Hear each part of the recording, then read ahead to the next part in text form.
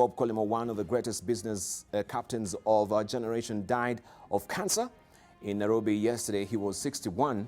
And behind here is a tribute there. And it says, "Death is inevitable, and I have made the decision not to cling on the thoughts of it because it will eventually come." This is what actually he said. "I just do not know when. I have chosen to focus on the things that are more important to me. Now I know it's kind of impossible for somebody to live for 200 years. But something very important is that when you have cancer, the idea of death is near. And so it doesn't surprise, unlike you who is healthy, but death could be coming in the next minute or tomorrow morning." And of course, it came yesterday morning for him. This is what Bob Collymore said. And this is a special report inside the Daily Nation today, all dedicated to Bob Collymore. And you can see also that particular editorial cartoon also is pasted at the back page of this special report of the Daily Nation this morning, dedicated to Bob Collymore, him facing the pearly gates as well. And of course, taking his business acumen and some of the products that, of course, he's come up with. And this one now is a new one, cloud hosting services as well. And of course, this is from Victor, our cartoonist, with his tongue family in chic, of course, paying tribute to Bob Collymore as well. Right, I want to introduce our panelists this morning, who I'll give them opportunity also to pay tribute to Bob Collymore and tell us how they remember him.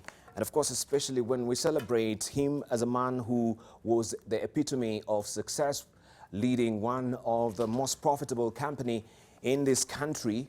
And this, we know, is all about the corporate governance that he has showcased when it comes to fighting corruption in this country. He's always been vocal about it. He's always said that corruption is not just the mainstay of government, but also corruption emanates also from the private sector. So it takes two to tango, from the government and the private sector as well. And he's been very vocal. And also, just before his demise, he was also elected as a board member of the National Cancer Institute. And he was not really gun-shy to talk about his fight and battle with cancer, which has claimed his life finally.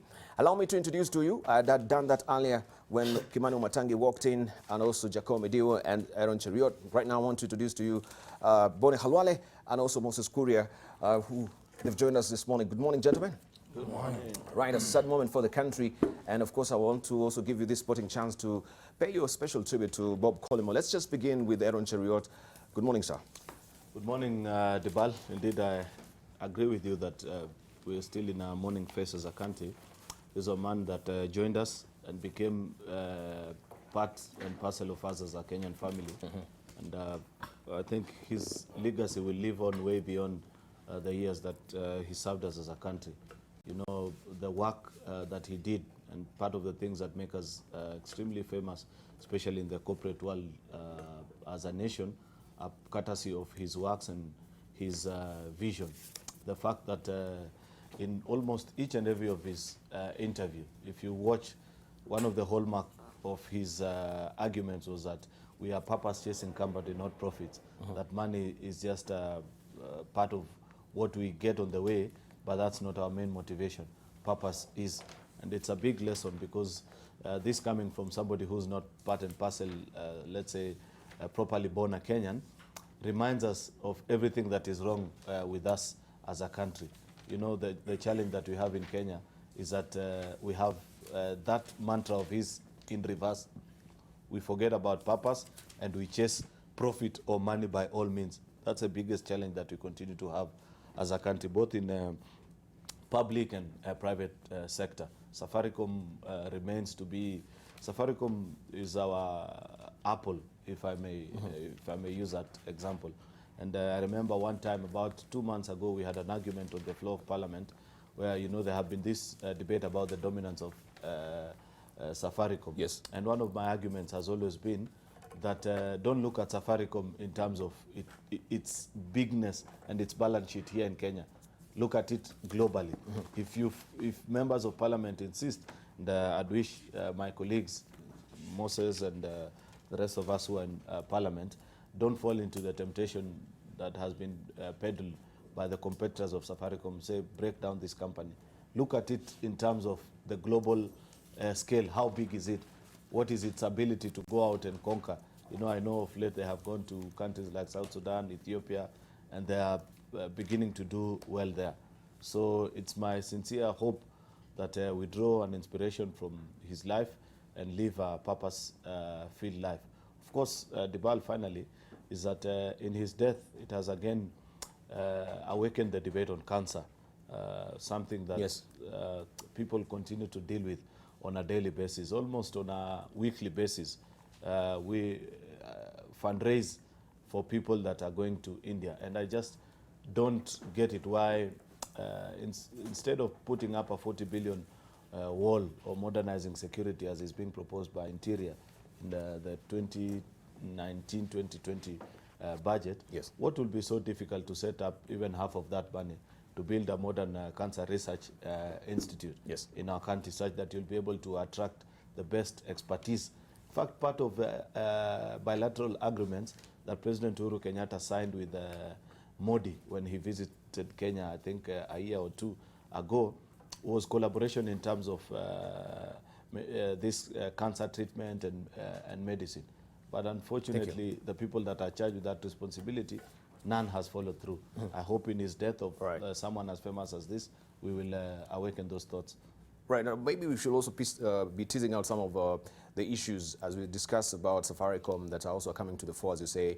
It's going to be the mammoth that it is, that now it is the most profitable company in Kenya, and of course also in Africa as well. But there is also a bill that is, I don't know if it's on the floor of the House, the Kenya Communications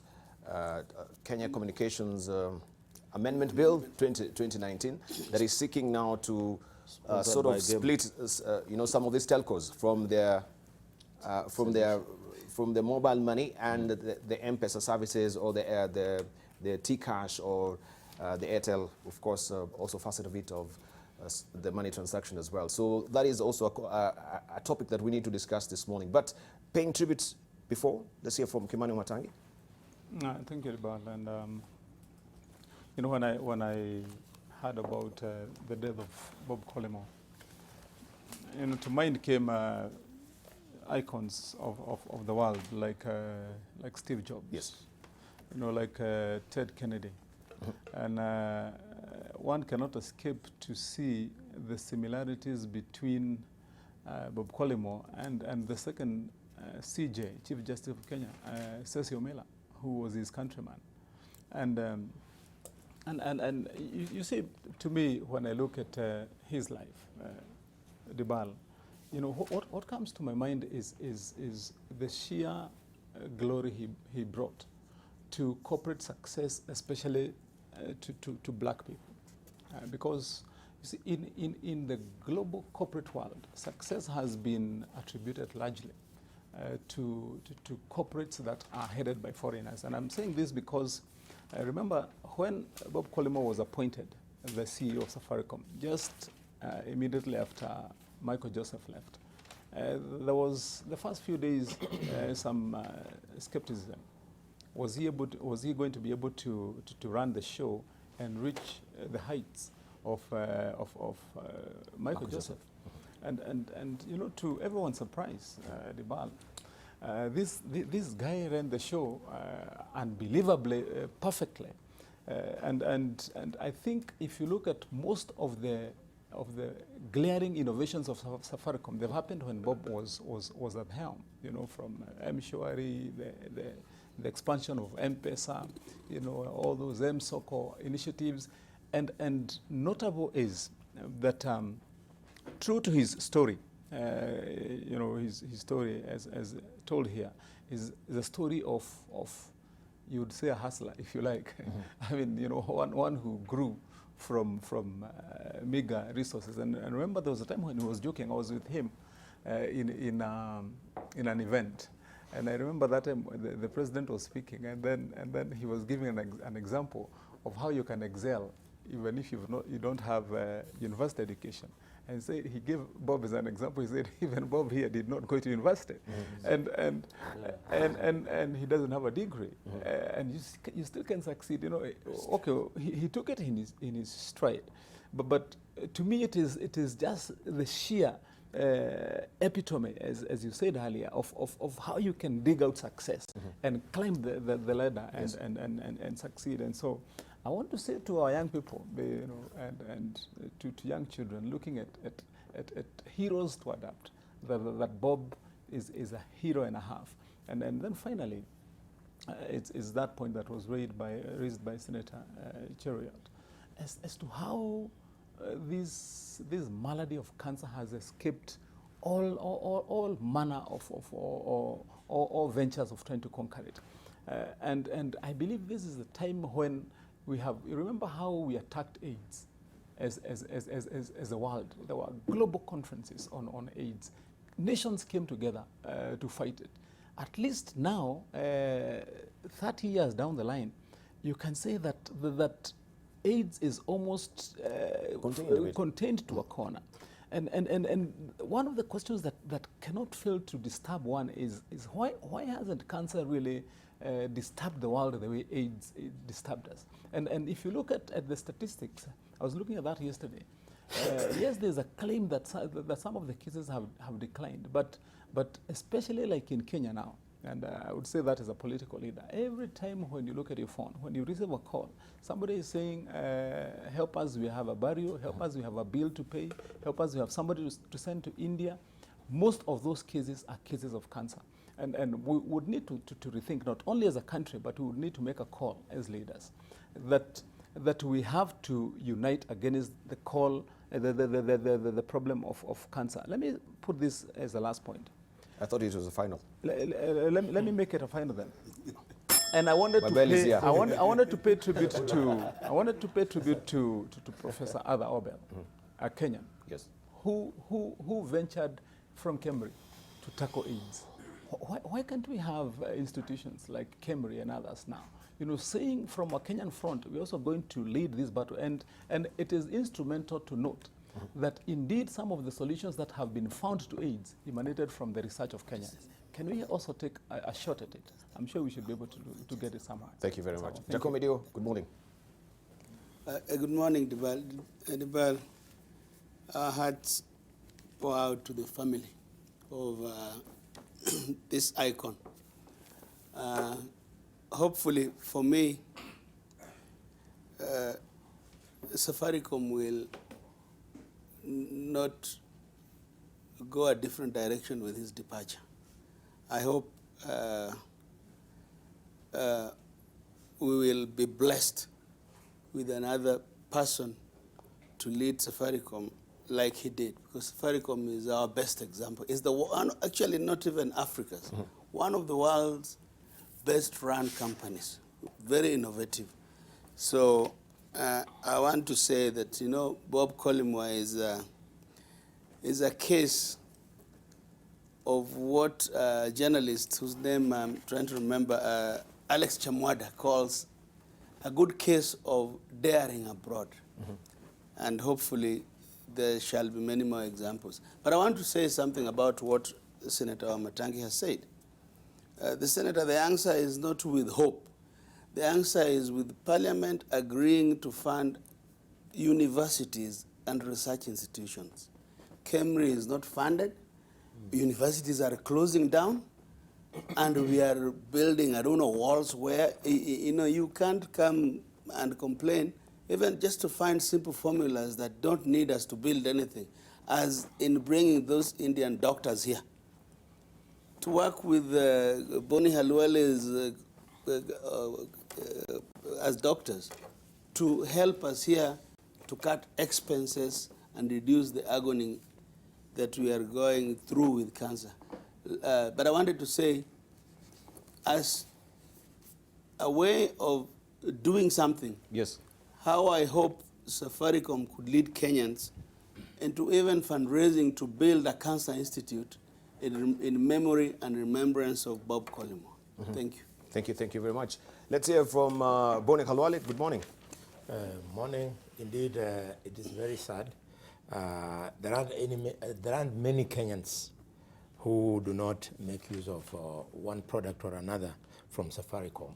So this death has touched just about everybody, and therefore we are united in grief, and we want to send our heartfelt condolences to the family. At this stage, may I mention that cancer contributes to about 7% of all the deaths in this country. And in fact, it ranks number 3 after infectious diseases and cardiovascular diseases in the causes and the highest causes of death in this country. It is therefore surprising that we haven't put as much imagination into cancer as we have done in the other two, namely infectious illnesses and cardiovascular diseases. By saying we, I mean the general civic education and creation of public awareness around cancer. You know, surprisingly, many people focus on cancer when it comes to treatment, but the solution for cancer is actually in prevention. At the moment, we have a reasonably clear indication of some of the things that can be avoided in order to reduce the prevalence of cancer amongst the populace. We have got lifestyles, and we have got food products, we have got behavior that can actually be addressed, and we lower the incidence of cancer. Let me just give you an example. Not many people know, for example, that some of the shampoos, hair conditioners, skin lightening creams have got carcinogenic effect, and they continue being used. The research has confirmed that plastics, especially when heated, they contribute to causing of cancer. It is therefore annoying that we are now replacing the GI pipes with plastic pipes, and therefore allowing water to go through those pipes and reaching everywhere and exposing very many people. I'm glad that the use of plastics, especially in the kitchen, has been reduced, because research has shown that when plastics are heated, the carcinogenic agents within, chemicals within those plastics then are released and become toxic to the human being. I think Jacoyo has raised a very important issue on what then becomes of Safaricom. The succession of Bob Collymore must be managed very carefully. I hope nobody will be dying to start saying that it is time we had an indigenous Kenyan to run Safaricom. Yes, it might be nice to think that an indigenous Kenyan is the one who is running Safaricom, but Kenyans have an interesting appetite for cash. You'll find that if I understand Bob Collymore was being paid very well, in the region of probably 10 million and above per month. But I can assure you, if you put there some of the Kenyans that I know, and you give them that kind of salary, he will not see the 10 million shillings per month. He'll want to live a life of 20 million shillings a month and end up now tipping into the kitty of Safaricom. I want to say something on the flip side, i.e., whereas Bob Collymore, and we thank him for having led Safaricom very successfully, but we also have to talk about the kind of profits that Safaricom has been making. To my mind, Safaricom has not been making fair profits. In fact, to me, it looks like it is... unfair competition? Not unfair competition. It was actually profiteering. Why would you allow a company like Safaricom to declare the kind of what I would call obscene profits when the person who is actually funding those profits is the ordinary boda boy who buys airtime for 50 shillings, to allow Safaricom at the end of the financial year to declare those kind of profits? There is therefore room for us to cut the cost of telephony by almost 50%, and still Safaricom would make profit.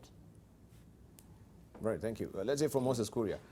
Thank you, Dibal. I think I want to join my colleagues in expressing my condolences to this great man.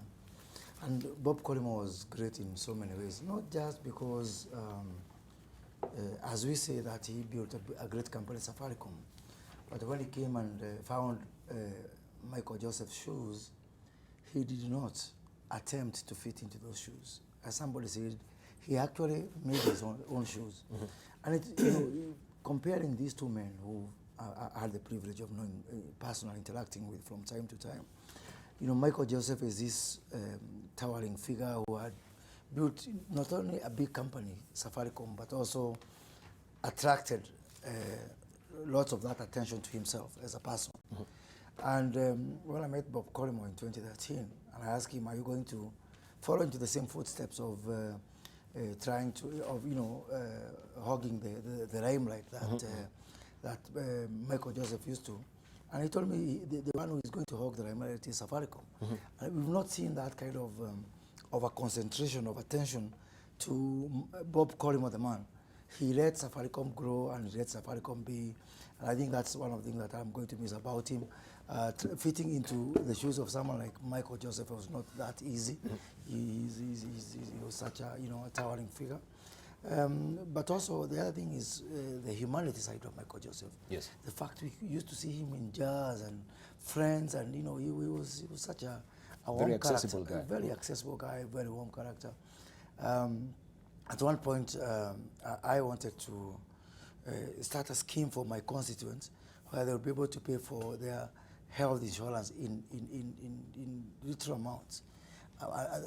We had a problem because a payment of 20 shillings would attract a charge of 12 shillings. And I went to Michael and told him, this is not acceptable, it's not tenable. And to my surprise, he told me, give me 1 month. A month later, Safaricom announced M-Pesa Kadogo, where if you are transacting for less than 100 shillings, it was free.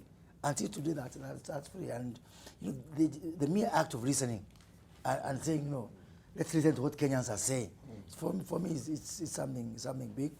I'm going to miss it. But one thing I like about Victor's, the other cartoon you had there from Business Daily, I like it because of The cartoon?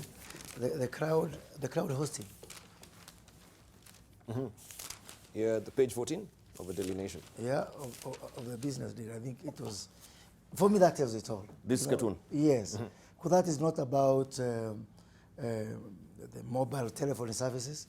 That's a whole new business that people don't know about, that Bob Collymore built on the crowd hosting services. And actually now I think they're getting a considerable amount of the Safaricom revenue coming from the ICT services as opposed to the mobile services. And my personal servers are actually hosted by Safaricom at the cloud. So I'm confident that they are not going to have bugs. Bob Collymore is going to look after my servers. From the heavens. From the heavens. Thank you very much. All right, let's